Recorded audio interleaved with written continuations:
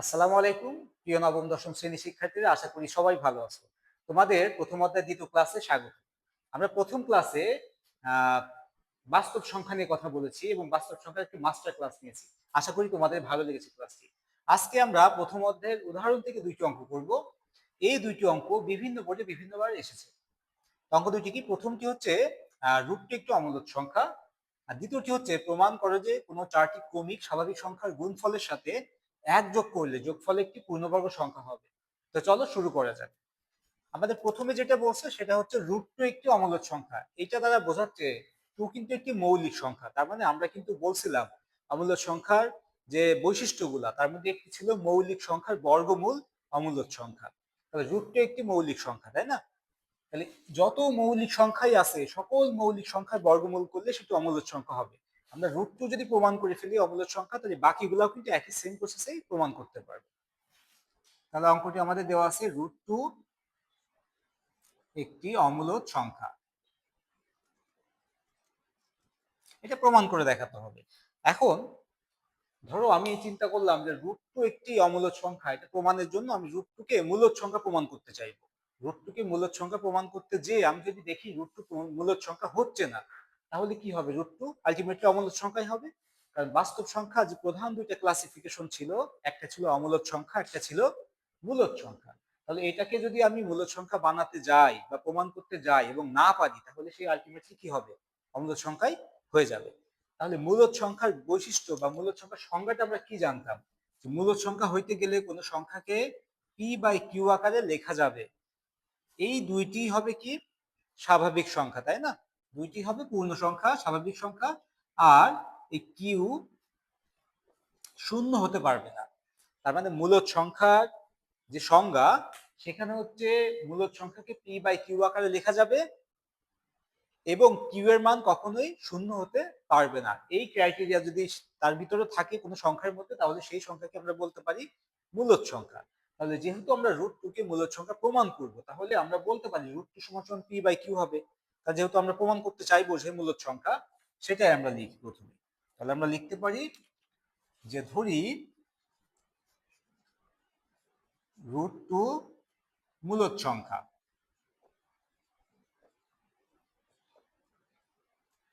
তাহলে অতএব root two সমান সমান কি লেখা যাবে? রুট টু সমান সমান লেখা যাবে পি বাই কিউ, যেহেতু একটি মূলদ সংখ্যা। এখানে পি ও কিউ উভয়েই, এই দুটোই কি? স্বাভাবিক এবং সহমৌলিক সংখ্যা। উভয়েই স্বাভাবিক সহমৌলিক সংখ্যা এবং কিউ গ্রেটার দ্যান ওয়ান। উভয়ে স্বাভাবিক সহমৌলিক সংখ্যা এবং কিউ গ্রেটার দ্যান ওয়ান, তাহলে কিউ এর মানটা এক থেকে বড় হতে হবে। তাহলে দেখো এদের বৈশিষ্ট্যটা কি? যে পি বাই কিউ হবে স্বাভাবিক সংখ্যা, তার মানে এটা পূর্ণ সংখ্যা হবে, ধনাত্মক পূর্ণ সংখ্যা হবে। আর দ্বিতীয় শর্ত হচ্ছে সহমৌলিক সংখ্যা হবে এরা পরস্পর, তার মানে এবং এক থেকে বড় হতে হবে যেহেতু কিউ। তার মানে ধরো পি যদি 2 হয় কিউ 3, অথবা কিউ 3 হলে পি 2, এই ধরনের মান এরা পরস্পর সহমৌলিক। এরকম যে কোনো মান যে কোনো সংখ্যাই হতে পারে, কিন্তু শর্ত হচ্ছে এরা সহমৌলিক সংখ্যা হবে। তার মানে এক ছাড়া অন্য কোনো সাধারণ সংখ্যা নাই বা সাধারণ গুণনীয়ক নাই যেটা দ্বারা এই দুইটাকে নিঃশেষে ভাগ করা যাবে, শুধুমাত্র এক দিয়েই ভাগ করা যাবে।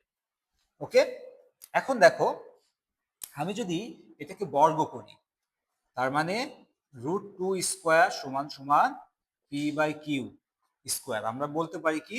উভয় পক্ষকে বর্গ করে।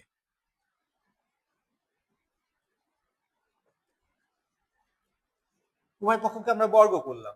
এখন বর্গ করলে আমরা জানি এই বর্গমূল আর বর্গ এরা কাটাকাটি হয়ে যায়। তার মানে স্কোয়ার রুট স্কোয়ার এবং এই রুটটা কেটে যাবে, থাকবে কি টু। আর এই পাশে কি হচ্ছে? পি এর উপরেও স্কোয়ার যাবে, কিউ এর উপরেও স্কোয়ার যাবে, তাই না? ওকে, এখন দেখো আমি যদি দুই পক্ষকে কিউ দ্বারা গুণ করি, দুই পক্ষকে আমি গুণ করবো কি দ্বারা? কিউ দ্বারা। তাহলে এখানে কি আসতেছে দেখো, টু এর সাথে কিউ গুণ হচ্ছে, আর এখানে পি স্কোয়ার বাই কিউ থাকবে। কারণ কি?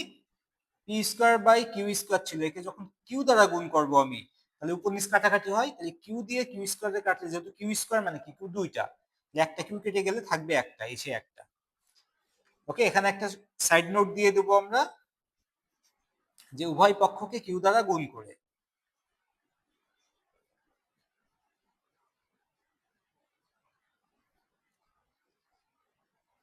ওকে, আশা করি এই পর্যন্ত বুঝতে পেরেছো। এখন দেখো 2q, 2 তো একটি পূর্ণ সংখ্যা, এটা নিঃসন্দেহে পূর্ণ সংখ্যা, এবং কিউ একটি পূর্ণ সংখ্যা। কেন? কারণ আমরা যখন পি বাই কিউ নিয়েছি √2 মান, তখন কিন্তু আমরা বলেই দিয়েছি যে পি ও কিউ উভয়ে স্বাভাবিক সহমৌলিক সংখ্যা। স্বাভাবিক সংখ্যা মানে কি? তাহলে ধনাত্মক পূর্ণ সংখ্যা। তাহলে কিউ একটি স্বাভাবিক সংখ্যা, এবং তার মানে পূর্ণ সংখ্যা, এবং টু একটি পূর্ণ সংখ্যা, তাহলে দুইটা পূর্ণ সংখ্যার গুণফল অবশ্যই একটি পূর্ণ সংখ্যা হবে। তাহলে 2/q, এটা নিঃসন্দেহে একটি পূর্ণ সংখ্যা, এটা কোনো সন্দেহ নেই। অপরদিকে দেখো p²/q, এটা কিন্তু পূর্ণ সংখ্যা নয়। কেন পূর্ণ সংখ্যা নয়? কারণ আমরা বলে দিছিলাম যে পি কিউ পরস্পর কি হবে? সহমৌলিক হবে। আমি ধরে নিলাম p2 আর q সমান সমান 3, সে তাহলে p² কি আসবে? 4, আর q এর মান 3। তাহলে p²/q সমান সমান কি আসবে? 4/3। এটা কি কোনো পূর্ণ সংখ্যা আসবে? আসবে না। আবার আমি অন্য যে কোনো মান ধরি, আমি ধরো p এর মান ধরলাম 5, যেহেতু এটা পরস্পর সহমৌলিক হবে, ধরলাম এর মান 5, এর মান ধরলাম 6, কিউ এর মান। তাহলে পি এর 5 মানে 5² করলে 25, আর কিউ এর মান হচ্ছে 6। তাহলে আলটিমেটলি p²/কিউ কত আসতেছে? 25/6। তার মানে এখানে পি আর কিউ এর যে মানটাই বসাও না কেন সহমৌলিক হিসাবে, এদের p²/কিউ করলে কখনোই পূর্ণ সংখ্যা পাওয়া যাবে না, অবশ্যই একটা ভগ্নাংশ আসবে। কিন্তু অপরদিকে 2q কিন্তু একটা পূর্ণ সংখ্যা, স্পষ্ট। তাহলে আমরা কি বলতে পারি 1 = 1.5 অথবা 2 = 2.5? কারণ একটা পূর্ণ সংখ্যা আর একটা ভগ্নাংশ তো কখনো সমান হতে পারে না। তাহলে 2q আর p²/কিউ তো সমান হবে না। আশা করি এই থিমটা বুঝতে পেরেছো। তাহলে আমরা দেখলাম যে 2q একটা পূর্ণ সংখ্যা, অপরদিকে p²/কিউ পূর্ণ সংখ্যা নয়। এটাই আমরা লিখব, যে এখানে 2q স্পষ্টত পূর্ণ সংখ্যা, অপর পক্ষে বা অপর দিকে p²/কিউ পূর্ণ সংখ্যা নয়। ওকে, যেহেতু পূর্ণ সংখ্যা নয়, তার মানে আমরা বলতে পারি যে এটা পূর্ণ সংখ্যা আর এটা পূর্ণ সংখ্যা নয়, তাহলে এটা পরস্পর সমান হতে পারবে না। তাহলে এটা যদি পরস্পর সমান না হয়, তাহলে এর মূলটা কি ছিল? এই √2 = p/কিউ, এখান থেকে তো আমি এখানে আসছি। তাহলে এরা যদি পরস্পর সমান না হয়, তাহলে √2 = p/কিউ ও হইতে পারবে না। তাহলে অতএব √2 = p/কিউ, এটাও হইতে পারবে না। √2 যদি p/কিউ আকারে না লেখা যায়, তার মানে এটা মূলদ সংখ্যা যে বৈশিষ্ট্য ছিল, সংজ্ঞা ছিল, সেই আকারে যদি না লেখা যায়, তাহলে √2 কি হবে? অমূলদ সংখ্যা, সেটাই আমরা লিখব। অতএব √2 একটি অমূলদ সংখ্যা। ওকে, এটা তুমি এখানে প্রমাণিত লিখতে পারো, অথবা এই পাশে একটা বক্স আঁকায় দিতে পারো। যখন যুক্তি সহকারে আমরা কোনো ম্যাথ প্রমাণ করি, তখন সেখানে একটা বক্স আঁকায় দিলে ভালো হয়। ওকে, দুইটাই করা যাবে। তাহলে আশা করি তোমরা খুব সুন্দর করে এটা বুঝতে পেরেছো। এখন আমাদের কোশ্চেনটা এই √2 এর জায়গায় যত মৌলিক সংখ্যায় দিক না কেন একই হবে। ধরো এখানে বললো √5 একটি অমূলদ সংখ্যা প্রমাণ করো, তাহলে শুধু সব লেখা p/q সব ঠিক থাকবে, শুধু 2 এর জায়গায় হয়ে যাবে 5। তোমাকে বললো √7 একটি অমূলদ সংখ্যা, তাহলে শুধু 2 এর জায়গায় 7 আসবে। এখানে যে সংখ্যাটাই বলুক না কেন, পূর্ণবর্গ নয় এমন সংখ্যা হতে পারে, মৌলিক সংখ্যা হতে পারে, যেটাই বলুক না কেন সেটাই শুধু চেঞ্জ হবে, বাকি সবকিছু কিন্তু সেম থাকবে। ওকে, আশা করি বুঝতে পেরেছো, এবং এই ধরনের প্রশ্ন যদি পরীক্ষাতে আসে, আশা করি তোমরা ভালোভাবে অ্যান্সার করতে পারবে এখন থেকে। ওকে, এবার আমরা 2 নম্বর অঙ্কটি দেখি।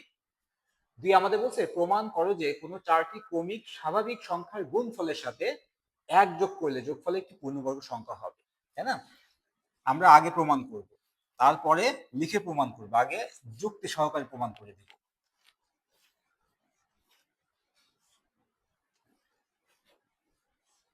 ওকে, এখন এটা প্রমাণ করতে গেলে ধরো আমাদের সত্যটা কি বলছে, যে 4টি ক্রমিক স্বাভাবিক সংখ্যা। ক্রমিক মানে কি? পরপর, 4টি পরপর স্বাভাবিক সংখ্যা প্রথম থেকেই নিতে হবে এমন কিন্তু কিছু বলেনি। ধরো আমি নিলাম 1, 4টি ক্রমিক সংখ্যা নিব, 1 2 3 4, এই যে 4টি ক্রমিক স্বাভাবিক সংখ্যা নিছি। বলছে কি এদের গুণ ফলের সাথে, সরি এদের গুণ করতে হবে, যোগ না, এদের গুণ ফলের সাথে 1 যোগ করলে, তাহলে এদেরকে গুণ করলাম, 1 গুণ 2 গুণ 3 গুণ 4, এই এদের গুণফলের সাথে যদি আমি 1 যোগ করি তাহলে সেটা হবে পূর্ণবর্গ সংখ্যা। পূর্ণবর্গ সংখ্যা কাকে বলে আমরা জানি, তাই না? যে সংখ্যাকে বর্গমূল করলে একটা পূর্ণ সংখ্যা পাওয়া যায়। তাহলে এটাকে তুমি গুণ করো, 3 এর 4 12, 12 দুগুণে 24, 24 ওকে 24, 24 এর সাথে 1 যোগ করো পাবো 25, 25 কিন্তু একটা পূর্ণবর্গ সংখ্যা। কারণ আমি যদি 25 কে বর্গমূল করি তাহলে পাবো 5। দেখো আমরা কিন্তু প্রমাণ করে দিতে পারছি যে 4টি ক্রমিক স্বাভাবিক সংখ্যা গুণফলের সাথে 1 যোগ করলে সেটি একটি পূর্ণবর্গ সংখ্যা হবে।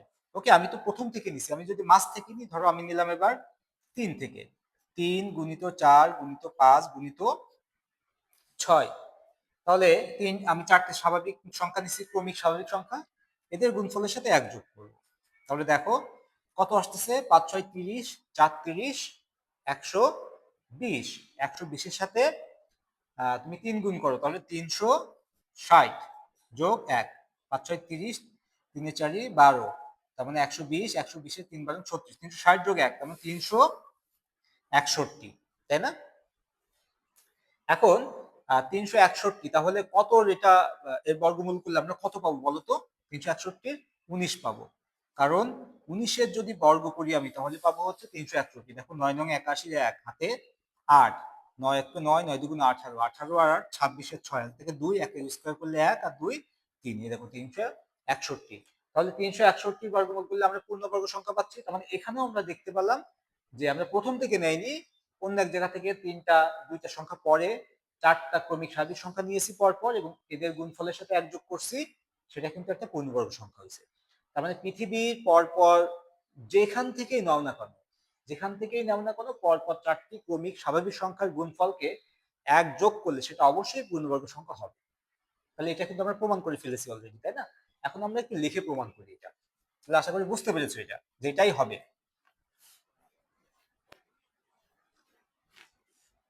ওকে, তাহলে এটা আমি ধরে নেব, ধরি 4টি ক্রমিক স্বাভাবিক সংখ্যা হচ্ছে 4টি ক্রমিক স্বাভাবিক সংখ্যা। এখন আমি যেহেতু এখানে সংখ্যা ধরে করব না, আমি চলক ধরে করব, তাহলে প্রথম চলক যদি x হয়, তার পরের চলকটা কি হবে? দেখো পরের সংখ্যা কি হবে, x প্লাস 1, তারপরের সংখ্যা কত হবে, x প্লাস 2, তারপরের সংখ্যা কত হবে, x প্লাস 3। আশা করি বুঝতে পেরেছো। যেমন আমি নিলাম 3 4 5 6, এদের গুণ করছিলাম, তাহলে প্রথমটা যদি 3 হয় ধরো x, পরেরটা দেখো তো কত, 3 এর চেয়ে 1 বেশি, তাহলে কি হবে, x প্লাস 1, তারপরেরটা কত বেশি, দেখো তো 3 এর থেকে 2 বেশি, তার মানে x প্লাস 2, তারপরটা 3 এর থেকে কত বেশি, 3 বেশি, তার মানে x প্লাস 3। এই যে সেটাই আমরা ধরে দিছি, x তুমি যেখান থেকেই নাও না কেন কোনো সমস্যা নেই। ওকে, তাহলে এই যে 4টি ক্রমিক স্বাভাবিক সংখ্যা, তাহলে আমরা এটা কি লিখতে পারি এখন, এদেরকে যদি আমরা গুণ করি, তাহলে এদের যদি গুণ করি তাহলে আমরা লিখতে পারি কি সত্যমতে,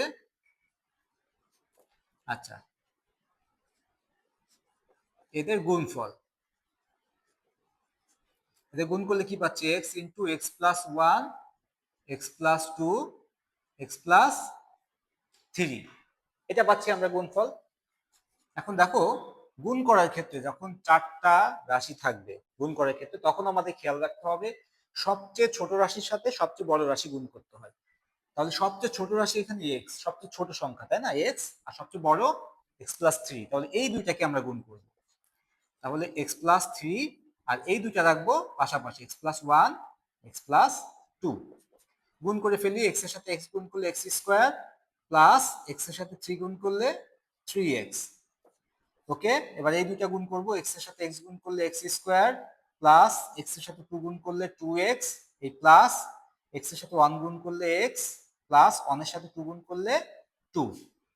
ওকে, এবার দেখো এখানে আসতেছে কি, যে এক্স স্কোয়ার প্লাস 3x, তাই না? আচ্ছা, এবার এখানে আসতেছে কি, এক্স স্কোয়ার প্লাস 2x আর x, তাহলে কত আসতেছে, 3x প্লাস 2।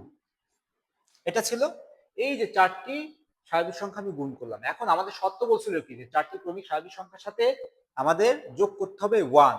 তাহলে আমরা যদি এখানে 1 যোগ করে দিই,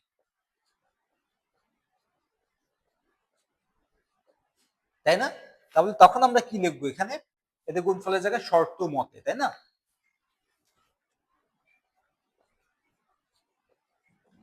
শর্ত মতে লিখতে পারি, প্রদত্ত শর্ত অনুযায়ী সেটাও লিখতে পারি। যাই হোক, এখন দেখো আমরা যখন এদের চারটার গুণফলের সাথে এক যোগ করে দিছি, এখন x square plus three x, x square plus three x দুইটার মধ্যেই কিন্তু আছে, তাই না? এটাকে আমরা ধরে নিলাম যে এ, এটাকে যদি আমরা এ ধরি তাহলে এখানে কি থাকবে দেখো তো, এ, এটার মান এ প্লাস টু, এটার মান এ, এই যে প্লাস টু প্লাস ওয়ান, এখানে আমরা লিখতে পারি কি x square plus three x সমান সমান এ ধরে। তাহলে x square plus three x সমান সমান এ ধরি, তাহলে এটার মান আসতেছে এ ইন্টু এটার মান আসতেছে এ plus two, a plus two R plus one ছিল প্লাস ওয়ান। দেখো তো এটা এবার যদি গুণ করি আমরা, এ আর এ গুণ করলে কি আসে, এ square plus two a plus one, তাই না? এটাকে আমরা এইভাবে লিখতে পারি না, এ square plus two a b plus b square, কারণ টু এর সাথে ওয়ান গুণ করলে টু এই হয়, আবার ওয়ান এর স্কোয়ার করলে ওয়ানই হয়, তাহলে কিন্তু এদের মান পরিবর্তন হলো না এবং আমরা একটা সূত্রের ফরম্যাটে এটা ফেলতে পারলাম। কি সূত্র? আমরা জানি এ square plus two a b plus b square সমান সমান এ প্লাস বি হোল স্কোয়ার। তাহলে এটাকে আমরা লিখতে পারি কি এ প্লাস বি হোল স্কোয়ার।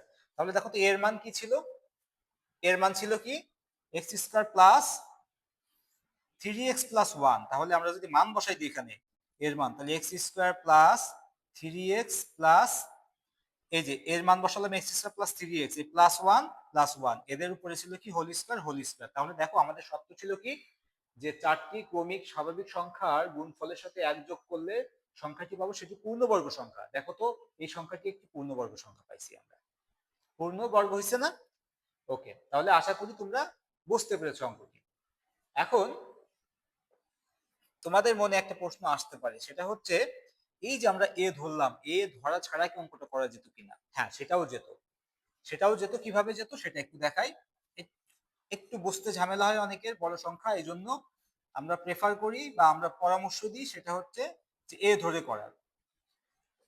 ওকে, এটা ছিল আমাদের রাশি, তাই না? আমরা যদি এ না ধরে করি সে, তাহলে দেখো এই x square plus three x এটা এই টোটালটার সাথে গুণাকারে আছে, তাই না? এই টোটাল এটার সাথে এটা গুণাকারে আছে। আমরা যদি আলাদা আলাদা করে দিয়েছি তাহলে এইভাবে লিখতে পারি x square plus three x, এটাকে আমরা যদি আলাদা করি x square plus three x plus two plus one. দেখো তো একই কথা না, যে x square plus three x পুরোটার সাথে গুণ আকারে ছিল, আমরা জাস্ট এটাকে একটু আলাদা করে নিলাম, একই থাকলো কিন্তু আমরা যদি ব্র্যাকেটটা উঠাই দিই তাহলে কিন্তু প্লাসই আছে, এই যে জাস্ট আমরা আলাদা করার জন্য। তাহলে x square plus three x এর সাথেও গুণ হবে, প্লাস টু এর সাথেও গুণ হবে। তাহলে এখন যদি আমরা এইটা আর এটা গুণ করি তাহলে এটা যা এটাও তাই, তাহলে x square plus three x, x square plus three x এই দুইটা যদি গুণ করি আমরা, একই সংখ্যা গুণ করলে কি হয় পরপর, তাহলে এদের হয় স্কোয়ার। ওকে, তাহলে এইটার সাথে এটা গুণ করলাম x square plus three x square plus এই প্লাস টুর সাথে এবার এটা হবে, তাই না? Two into x square plus three x plus one, এই যে প্লাস ওয়ান ছিল। আশা করি এই গুণটা তোমরা বুঝতে পেরেছো। এখন দেখো এইটা এ স্কোয়ার, এই টোটালটা মিলে তাহলে a square plus two a. এখন যদি আমরা এখানে একটা ওয়ান গুণ করি সে x square plus three x whole square plus two into x square plus three x into one, তার মানে a square plus two a, এই যে বি বানালাম প্লাস বি স্কোয়ার। তাহলে এটাকে আমরা কি লিখতে পারি দেখো তো, a square plus two a b plus b square, তার মানে a plus b whole square. A কি ছিল x square plus three x plus b কি ছিল ওয়ান, এই যে তার হোল স্কোয়ার একবারে চলে আসলো, তাই না? দুই ভাবে করা যাবে। তার মানে তুমি যদি এর না ধরতে এখানে এই যে x square plus three x এর মান এ, এটা যদি না ধরে করতে সেটাও করা যেত। তোমার যেটা ইচ্ছা তুমি সেটা করতে পারো, কিন্তু আমরা এটা কেন বলি, কারণ এটা অনেক সময় অনেকেই বুঝতে কষ্ট হয়ে যায় যে যে আলাদা আলাদা করে নেওয়া, এর সাথে এটা গুণ, কোনটার সাথে কোনটা গুণ হবে, কিভাবে করতে হবে, একটু বড় সংখ্যা দেখা যায়।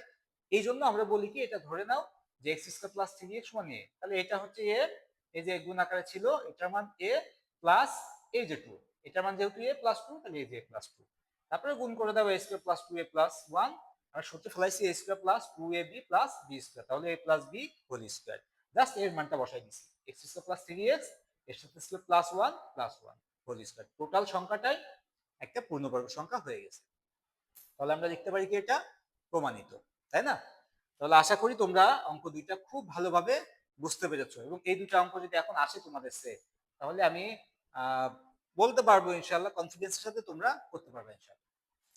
ঠিক আছে, তো আজকের ক্লাসটা এই পর্যন্তই।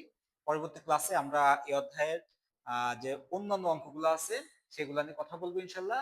তো সেই অগ্রিম ক্লাস দেখার জন্য অগ্রিম শুভকামনা সবাইকে, পরবর্তী ক্লাস দেখার জন্য। দেখা হবে আবার ইনশাল্লাহ। আল্লাহ হাফিজ।